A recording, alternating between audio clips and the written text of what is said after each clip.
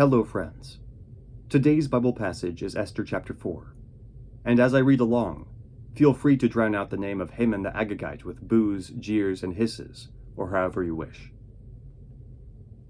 When Mordecai learned of all that had been done, he tore his clothes, put on sackcloth and ashes, and went into the city, wailing loudly and bitterly. But he went only as far as the king's gate, because no one clothed in sackcloth was allowed to enter it. In every province to which the edict and order of the king came, there was great mourning among the Jews, with fasting, weeping, and wailing.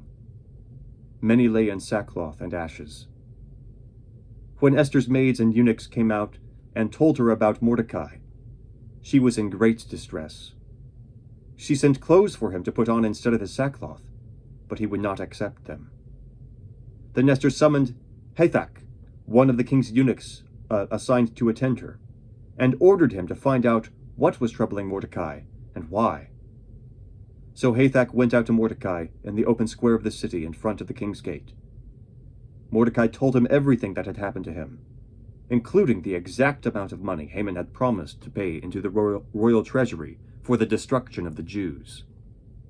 He also gave him a copy of the text of the edict for their annihilation, which had been published in Susa, to show to Esther and explain it to her.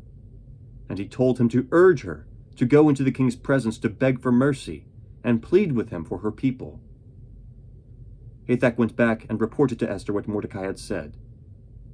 Then she instructed him to say to Mordecai, "All the king's officials and the people of the royal provinces know that for any man or woman who approaches the king in the inner court without being summoned, the king has but one law, that he be put to death. The only exception to this is for the king to extend the gold scepter to him and spare his life. But 30 days have passed since I was called to go to the king." When Esther's words were reported to Mordecai, he sent back this answer. "Do you not think that because you are in the king's house, you alone of all the Jews will escape? For if you remain silent at this time, relief and deliverance for the Jews will arise from another place, but you and your father's family will perish. And who knows but that you have come to this royal position for such a time as this?" Then Esther sent this reply to Mordecai: "Go, gather together all the Jews who are in Susa, and fast for me. Do not eat or drink for 3 days, night or day. I and my maids will fast as you do. When this is done, I will go to the king, even though it is against the law. And if I perish, I perish." So Mordecai went away and carried out all of Esther's instructions.